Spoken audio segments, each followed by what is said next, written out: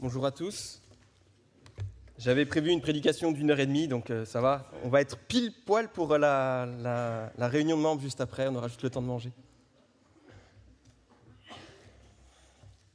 Voilà, pour ce dimanche de l'Église persécutée, j'avais texte libre. Alors j'ai choisi de voir ce qui, dans la vie d'un jeune homme de la Bible, peut faire écho à ce que les chrétiens persécutés vivent aujourd'hui. Je vous invite à prendre Daniel. L'histoire de Daniel commence en l'an 605 avant Jésus-Christ, quand une partie du peuple d'Israël est déportée en exil à Babylone. Je lis les premiers versets de Daniel 1. La 3e année du règne de Joachim sur Juda, Nebuchadnezzar, roi de Babylone, marcha contre Jérusalem et en fit le siège. Le Seigneur livra entre ses mains Joachim, le roi de Juda, et une partie des ustensiles de la maison de Dieu. Il les emporta où ? Dans le pays de Shinéar, dans le temple de son Dieu. Il les mit dans la maison du trésor de son Dieu. Si j'attire votre attention sur Shinéar, c'est que c'est une volonté délibérée de l'auteur, parce que du temps de Daniel, ça faisait longtemps qu'on ne parlait plus de Babylone comme du pays de Shinéar. Est-ce que vous savez quel épisode biblique se passe à Shinéar ?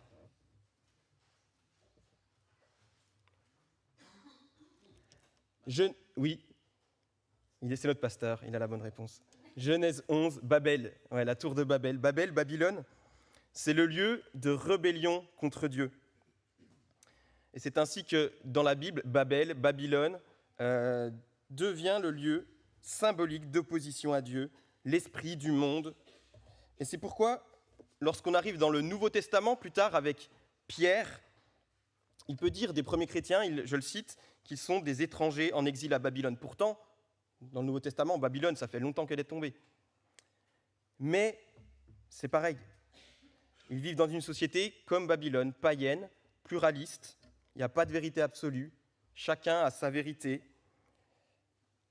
Et les chrétiens, à cause de leur foi, vivent dangereusement, vivent le rejet. Ils sont marginalisés dans leur propre pays. C'est le cas de Daniel, c'est le cas des chrétiens du temps du Nouveau Testament, c'est le cas des chrétiens à travers le monde, certains plus que d'autres, certains pays plus que d'autres. Et en France, on pourra aussi se poser la question. Car je pense que nous vivons en quelque sorte aussi à Babylone, dans un univers toujours plus déchristianisé. Le christianisme, c'est plus... en fait, l'Europe n'est plus chrétienne, véritablement. Les gens autour de nous sont bibliquement illettrés. Quand on parle de Dieu, de foi, de péché, pas sûr qu'ils comprennent vraiment ce dont nous parlons. Et dans leur majorité, les gens ici en France croient en un Dieu pas personnel et qu'il n'y a pas qu'une vraie religion. C'est enfoncer une porte ouverte de dire aujourd'hui que les chrétiens seront de plus en plus marginalisés. Voilà ce que c'est que de vivre à Babylone. C'est vivre dans une société où être croyant n'est plus la norme, mais cause de persécution. Et malgré les 2600 ans qui nous séparent, l'époque de Daniel est particulièrement appropriée pour ce qu'il a vécu, est particulièrement approprié pour ce que l'on peut vivre. Et le chapitre 1 sert d'introduction au livre, il développe les thèmes, il annonce les thèmes qui vont être développés dans ce livre. Et on apprend dans cette introduction 3 choses. La stratégie, premièrement, de Babylone vis-à-vis du peuple d'Israël. Deuxièmement, la stratégie du peuple d'Israël, la réponse face à Babylone. Et enfin, qu'est-ce que Dieu fait dans tout cela ? On le verra à la fin. Alors, regardez avec moi la stratégie de Babylone. Le verset 3. Regardez, le roi, après que Jérusalem soit tombée, donna l'ordre à Ashpénaz, le responsable de ses eunuques, de faire venir quelques Israélites de sang royal ou de famille noble, dont Daniel et ses amis. À ce stade, on aurait toutes les raisons de craindre pour eux. Que va-t-il leur arriver à ces 4 garçons ? Quel horrible traitement leur est réservé ? Eh bien, nous allons lire à partir du verset 4. Je reprends la lecture. Daniel 1, verset 4. Ce devaient être de jeunes gens sans défaut physique, de jeunes garçons sans défaut physique, beaux, doués de perspicacité et de sagesse, instruits, intelligents, capables de servir dans le palais du roi. On leur enseignerait la littérature et la langue des Babyloniens. Le roi leur réservait pour chaque jour une portion des plats servis à sa table et du vin de ses banquets. Il voulait les former pendant 3 ans, à la suite desquels ils entreraient à son service. Il y avait parmi eux des Judéens, Daniel, Anania, Michaël et Azaria. Le chef des eunuques leur donna des noms, à Daniel, Beltchatsar, à Anania, Shadrach, à Michaël, Meshach et à Azaria, Abednego. Daniel prit la ferme décision de ne pas se souiller en consommant les plats servis à la table du roi et le vin de ses banquets. Il demanda alors au chef des eunuques de ne pas l'obliger à se souiller. Dieu gagna à Daniel la bienveillance et la compassion du chef des eunuques. Ce dernier dit à Daniel, « Je redoute mon Seigneur le roi. C'est lui qui a fixé ce que vous devez manger et boire. Pourquoi devrait-il vous voir arborer une moins bonne mine que les jeunes gens de votre âge ?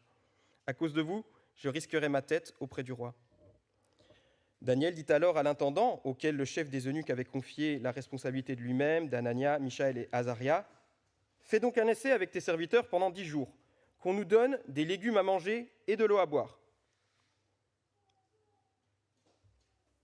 On examinera ensuite devant toi notre apparence et celle des jeunes gens qui mangent les plats servis à la table du roi.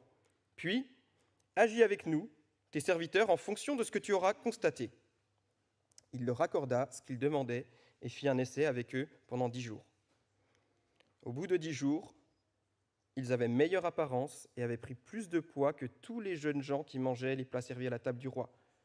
L'intendant retirait donc les plats et le vin qui leur étaient destinés, et il leur donnait des légumes à la place. Dieu accorda à ces 4 jeunes gens de la connaissance et de la perspicacité dans tout ce qui concernait la littérature et la sagesse. De plus, Daniel était capable d'expliquer toutes les visions et tous les rêves.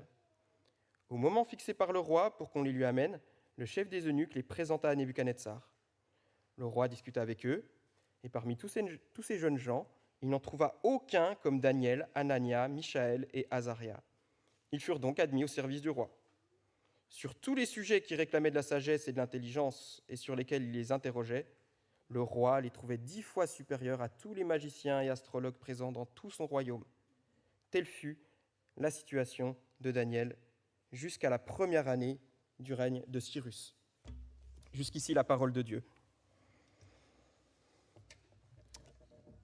Les versets 3 à 7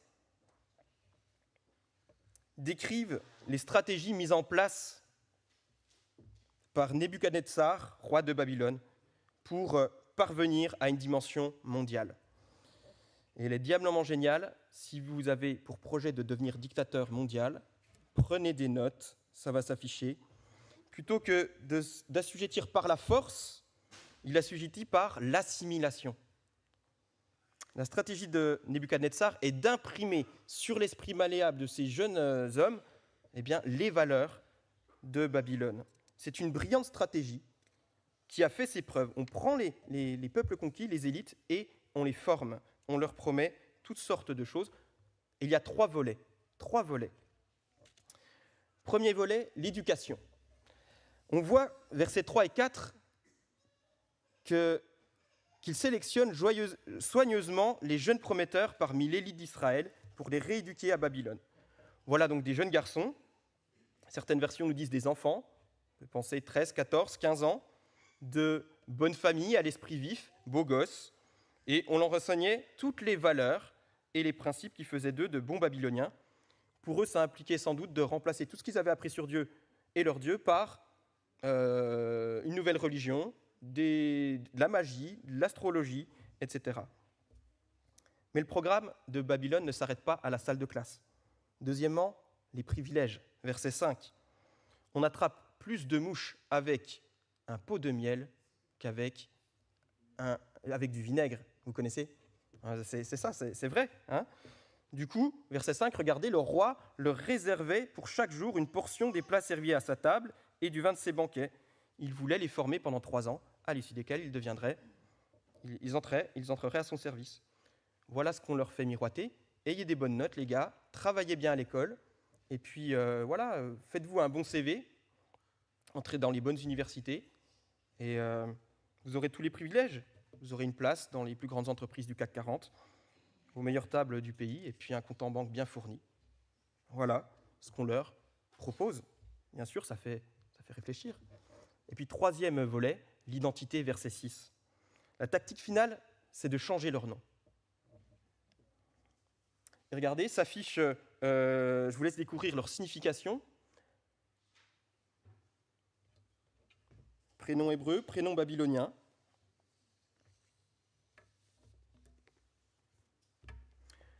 Et vous voyez que chaque jeune portait à sa naissance un prénom qui parlait de la bonté, de la puissance, de la fidélité, de la justice de Dieu, et qu'on les dépouille de cela.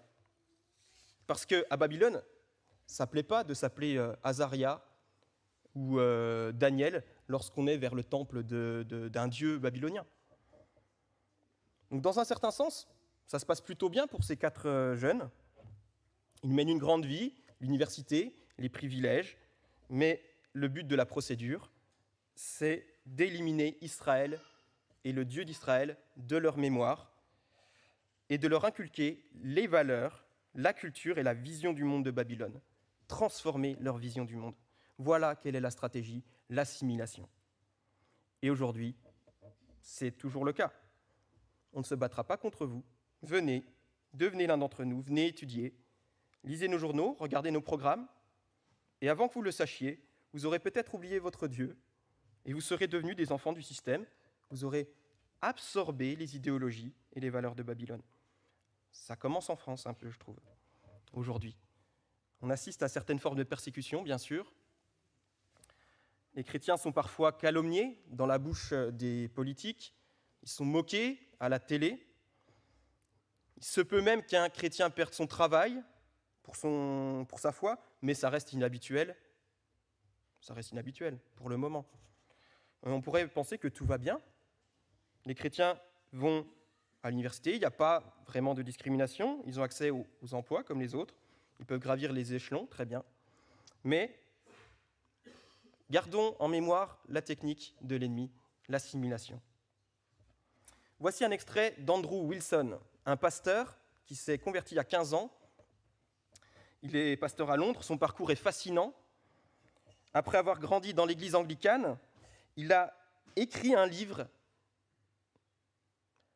contre Jésus, en fait, pour démonter le christianisme. Il s'est éloigné de la foi, il s'est converti il y a une quinzaine d'années, mais dans cet article, il posait la question « Comment ai-je pu, avec tant d'autres, m'écarter si radicalement de la foi chrétienne ?» Et voilà sa réponse.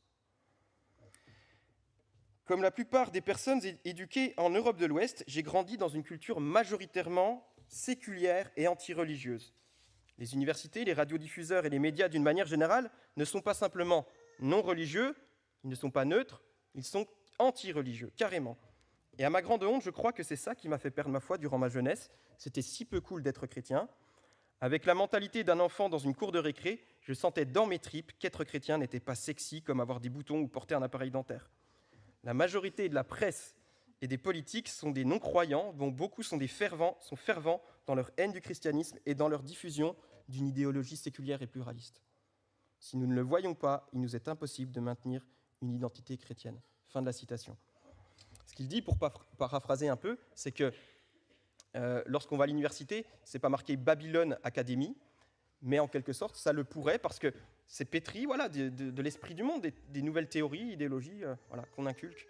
Quand on va regarder un film au cinéma, c'est pas marqué produit par Babylone Vidéo, juste Warner Bros, mais ça reste la vision de l'amour, la vision du paradis sur Terre, elle est très présente. Et bon, on baigne dedans, on ne s'en rend même pas compte, on est un peu anesthésié, et puis on se dit, finalement, le paradis, c'est ici.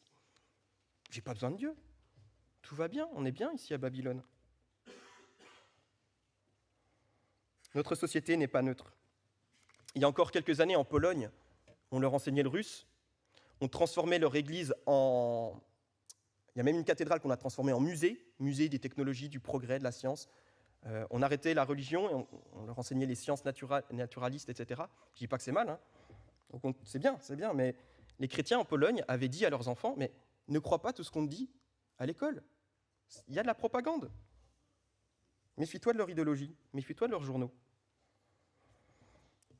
Attention donc à l'assimilation, à la stratégie d'absorption de Babylone. Maintenant, le peuple de Dieu, quelle est sa stratégie? La résistance, ensemble. La réponse de Daniel est très simple et très énigmatique. Vous avez remarqué, verset 8, Daniel et ses amis décident de devenir végétariens. Ils décident de ne pas manger ni boire les bonnes viandes et les grands crus du roi.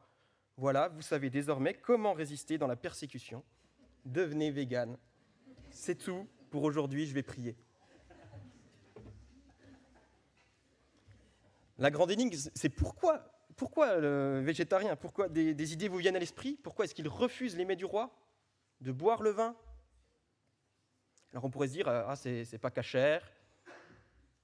Oui. Ouais, le boire du vin, c'est cachère. Hein. Alors c'est peut-être sacrifié aux idoles? Les légumes aussi, sûrement. Hein. Alors peut-être que d'être à la table du roi, c'est un peu communier avec l'ennemi. Mais alors pourquoi dans Daniel 10, Daniel communie avec le roi, finalement, hein, il mange à sa table.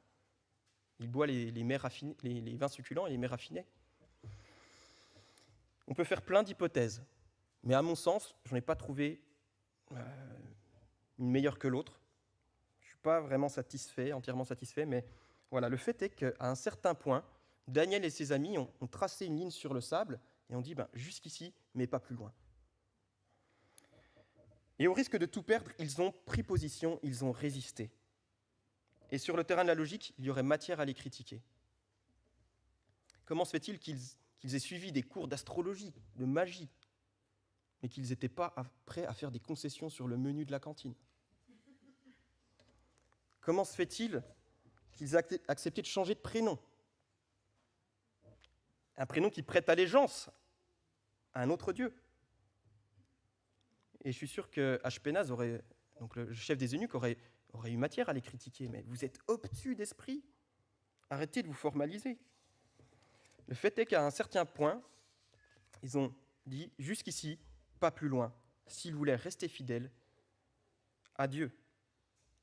Peut-être que c'est le cas pour nous aussi aujourd'hui. Alors, moi, je pense avoir trouvé la réponse concernant le pourquoi du véganisme. Je pense que c'est versets 7 et 8. Regardez. Il y a un jeu de mots. Verset 7. Au moment où Ashpenaz leur imposa des noms païens, Daniel, verset 8, s'imposa de ne pas se souiller. Je pense qu'au moment où Daniel se rendait compte qu'on le dépouillait de son identité de disciple de Dieu, c'est à ce moment-là qu'il a décidé de prendre position. La question qui se pose à nous est la suivante. Se pourrait-il qu'aujourd'hui, nous devions prendre position? Quand et sur quel point devrions-nous le faire? Au lycée, aux études, au travail, avec les voisins, dans le quartier. Babylone veut nous faire entrer dans ce moule, transformer notre identité, notre vision du monde, transmet ses valeurs, la popularité, la réussite, les places qui sont plus importantes que la piété. Babylone veut nous éduquer en matière d'éducation sexuelle, en idéologie du genre. Vous êtes parents. À quel point, dans l'éducation de vos enfants, prendrez-vous position? Vous travaillez dans le domaine de la politique de bureau, vous devrez aussi prendre position, je pense. Ce n'est pas par les jeux d'influence ou par la médisance ou par les commérages que l'on gravit les échelons. Si, c'est vrai, d'une certaine manière, mais ce n'est pas ce que Dieu veut. Le fait est qu'à un certain point, pour garder bonne conscience devant Dieu, on devra se dire jusqu'ici, mais pas plus loin. Comment rester fidèle à Dieu dans une société qui le rejette? Et là, moi je trouve que Daniel, un gamin de 14 ans avec ses amis, nous donne une bonne leçon, à savoir, ce n'est pas une compromission totale, non. Ce n'est pas un retrait dans une bulle, mais c'est une présence fidèle, une résistance ensemble à 4 ados. Voilà quelle est la stratégie du peuple de Dieu à Babylone. Voilà notre stratégie aussi ici à Étup.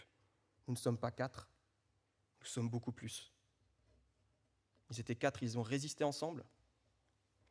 Il y a quelques semaines, Jérémie Cavin, dans sa présentation de l'Apocalypse, rappelait que l'Église avait 2 ennemis, les États totalitaires, persécuteurs, forts, et la séduction du plaisir par les idéologies de mensonges. Et si l'Église en Corée du Nord a lutté contre un ennemi clairement identifié, dur et persécuteur, nos frères coréens se sentent dans le combat.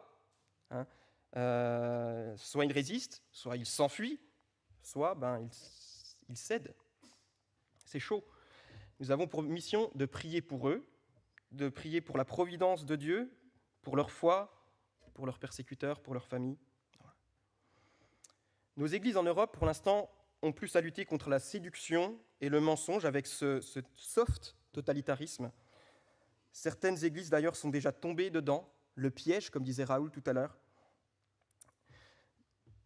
Dans la Bible, Babylone est souvent comparée à quoi ?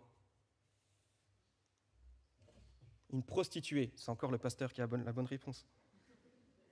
Que fait une prostituée ? L'adultère.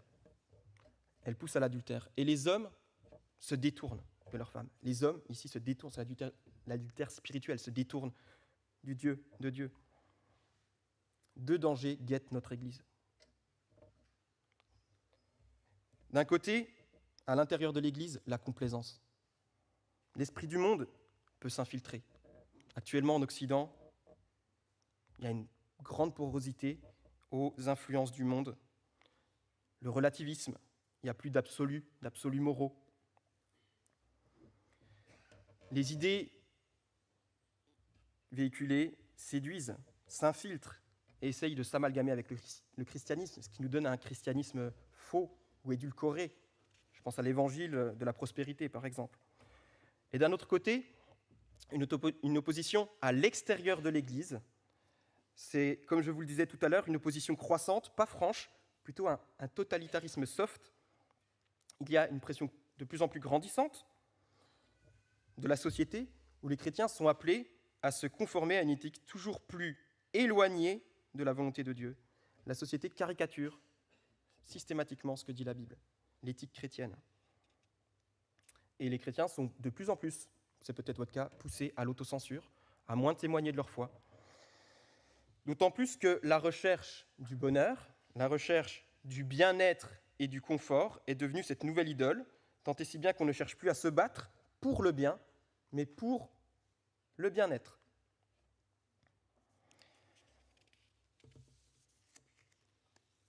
Une question, où est-ce que ces ados ont réussi à trouver le courage, la force de caractère pour tenir face au roi de Babylone, face au roi du monde ? Il ne faut pas sous-estimer leur acte. D'où cela leur venait-il ? Vous allez me répondre de Dieu. Oui, ultimement, je pense. C'est Dieu qui leur donne cette force. Mais je pense qu'on a une réponse plus précise au verset 1. La 3e année du règne de Joachim sur Juda, Nebuchadnezzar, le roi de Babylone, marcha contre Jérusalem et en fit le siège. Le verset 1 dit que c'est la 3e année du règne de Joachim qu'ils ont été déportés à Babylone. Ce qui veut dire qu'ils ont grandi sous un autre roi, le roi précédent. Vous le connaissez ? Le roi réformateur. Celui qui a remis Dieu au centre de la vie du peuple d'Israël, qui a reconstruit le temple après des siècles de déclin spirituel, qui a redécouvert la loi, qui a détruit les idoles, qui a renoué l'alliance. Josias. Ils ont connu Josias. Et ils étaient au palais.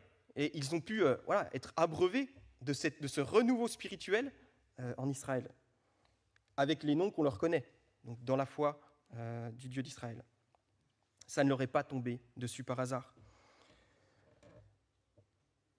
C'est le fruit de l'éducation qu'ils ont reçue dans leur famille et dans leur assemblée. Est-ce que vous réalisez que l'éducation selon Dieu est l'une des choses les plus importantes d'une vie, l'activité plus importante d'une vie peut-être. Alors bien sûr, la meilleure éducation chrétienne ne garantit pas le salut. Ça, c'est Dieu qui gère. Tout ne dépend pas de nous. Oui, ça dépend en quelque sorte, mais quand on regarde dans l'histoire de la Bible, l'histoire des grands hommes, des grands héros de la foi, hors Bible, on s'aperçoit que souvent, derrière chaque grand homme, chaque grande femme, il y avait l'enfance. Souvent, c'était l'enfance. Une maman qui priait, un papa qui a influencé, une église active. Voilà la mission de notre église, s'encourager et témoigner. Dans son webinaire, il y a 10 jours, intitulé « Comment résister en église à l'influence du monde », Raphaël Charrier a donné 4 pistes. Redéfinir la vision du monde selon des convictions bibliques. Il a parlé de butinage spirituel. J'ai trouvé l'image assez intéressante. On va apprendre sur Internet, sur les réseaux sociaux, dans les différentes spiritualités. On va se nourrir, en fait, pour avoir une vision du monde qui nous convienne. Eh bien, nous avons, nous, l'Église, pour objectif d'enseigner, de tenir un discours chrétien. Car constamment, durant la semaine, nous sommes bombardés par d'autres visions. Deuxièmement, redéfinir la foi comme une relation personnelle à Jésus. La foi, c'est une croyance,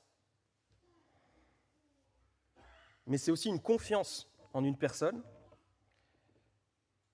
C'est une foi qui se vit, qui se voit, qui fait rayonner l'Église et qui apporte de la lumière.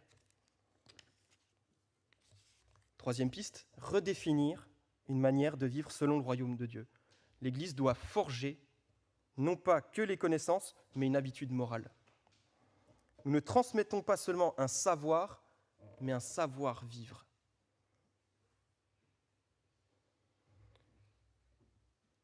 Quatrième piste, embrasser cette idée que nous devons résister au monde en vivant de manière intentionnelle. Les familles sont les avant-postes du royaume de Dieu, et l'Église aussi. Apprenons ensemble, en famille, en Église, à cultiver, à manifester la vérité, à vivre dans l'ordre et l'harmonie, à être ensemble une fenêtre ouverte sur le royaume de Dieu. Nous devons nous entraider quand l'Église est dispersée, être généreux dans l'effort, mais aussi là, comme ce matin, dans les prières pour nos frères plus lointains, particulièrement opprimés. Et lorsque nous nous retrouvons, encourageons-nous à rester fidèles. Rappelons-nous constamment que nous sommes étrangers et voyageurs sur cette terre, comme il le chantait au Tchad, que nous sommes comme Daniel en exil. Témoignons de celui qui nous a rachetés en acceptant d'être ostracisés, d'être rejetés, et aussi en sachant qu'au sein de la communauté, on va trouver les ressources nécessaires. Nous allons prendre soin les uns des autres de manière plus concrète et plus directe. Si nous voulons résister, seuls, on va se faire écraser. On n'aura peut-être pas le courage moral, seul, que quand on est ensemble. C'est le cas de Daniel, il n'était pas seul. Ils ont résisté ensemble, quitte à perdre tous leurs privilèges et même leur vie. Assumons ensemble pleinement qu'on est le sel et la terre, le sel de la terre et la lumière du monde. Fuyons la tentation de mettre la lampe sous le boisseau. Vous connaissez la parabole, le sermon sur la montagne. Vivons ouvertement devant le monde sans dissimuler notre allégeance à Christ. Soyons cohérents, tout simplement. Acceptons les conséquences, et ça c'est compliqué, quelles qu'elles soient, avec le contre-coup de la persécution. Soyons prêts à porter ensemble notre croix et à nous encourager le jour où elle pèsera plus fort sur nous, ou sur un membre particulier de notre assemblée. Car porter sa croix, c'est le lot de tous les chrétiens. Mais le chrétien n'est pas appelé à vivre, à la porter seul. Il est appelé à vivre, à avoir des relations avec les autres. On pourrait s'arrêter là pour ce chapitre, C'est vrai qu'on a déjà pas mal de leçons. Mais si on le faisait, on passerait à côté du point principal de Daniel 1, à mon sens. Car si ce chapitre nous parle de la fidélité de ces 4 ados à Dieu, je pense que la fidélité de Dieu aux 4 ados est encore plus flagrante. Résistons ensemble, troisièmement, en comptant sur la fidélité de Dieu. Je vais être plus court. 3 fois dans ce chapitre, il est question de Dieu qui donne. Regardez, verset 2. Le Seigneur livra entre les mains de Nebuchadnezzar, Joachim, roi de Juda, etc. Vous pourriez penser que ce n'est pas très réconfortant, mais ça l'est. On pourrait se dire, mais où est Dieu ? Était-il trop faible pour nous délivrer ? On dirait qu'il a le roi dans sa poche, que le roi a Dieu dans sa poche. En fait, tout ce qui se passe dans ce chapitre, ça avait été déjà annoncé.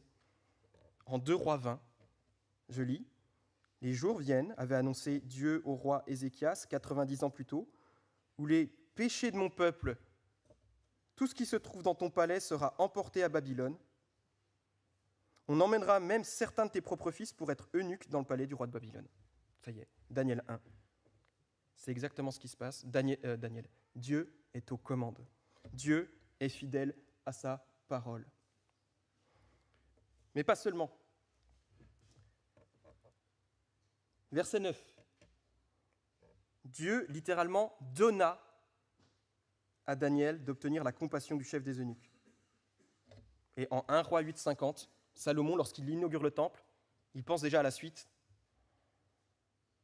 Il avait prié, lorsque le peuple finirait en exil, ce qui ne manquerait pas d'arriver vu ses péchés, que le Seigneur leur donne d'être traités par leurs ennemis avec compassion.